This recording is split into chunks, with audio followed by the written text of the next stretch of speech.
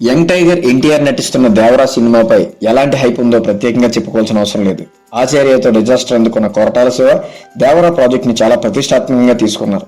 భారీ బడ్జెట్, భారీ కాస్టింగ్ తో పాటు బలమైన కథని ఈ సినిమా ద్వారా చెప్పబోతున్నాడు.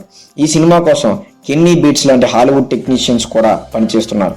బాలీవుడ్ బ్యూటీ జాహ్నవి కపూర్ ఈ మూవీతో తెలుగు వెండితెరకి హీరోయిన్ గా పరిచయం అవుతుంది.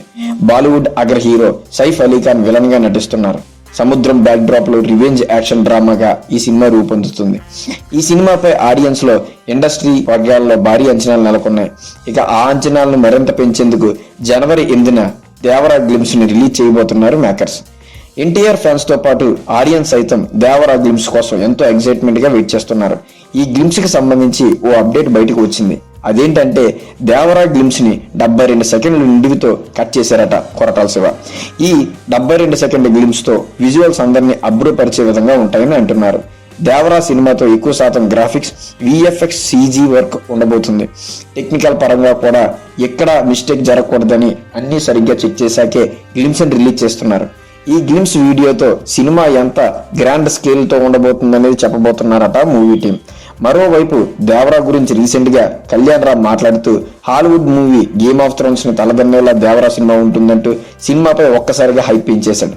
డెవిల్ ప్రమోషన్ లో దేవరా గురించి కళ్యాణ్ రామ్ మాట్లాడుతూ ఈ సినిమాలో కొన్ని సన్నివేశాలు ఉంటాయని, అవి ఇండియన్ ఫిల్మ్ హిస్టరీలో ఇప్పటి వరకు ఎవరు చూసి ఉండరని, సినిమాలో 30 ఫీట్ల లోతున అండర్ వాటర్ సీక్వెన్స్ షూట్ చేశాం. అలాంటి సీక్వెన్స్ ఇంతకు ముందు ఏ సినిమాలో చూసి ఉండరు.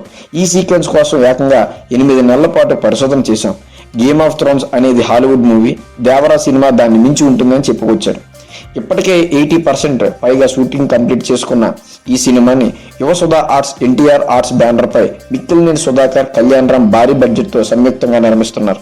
అనిరుద్ధ్ రవిచంద్రన్ సంగీతం అందిస్తున్న ఈ సినిమా 2 భాగాలుగా రాబోతుంది. అందులో దేవరా పార్ట్ 1 వేసవి కానుకగా ఏప్రిల్ 5న ప్రేక్షకుల ముందుకు రానుంది.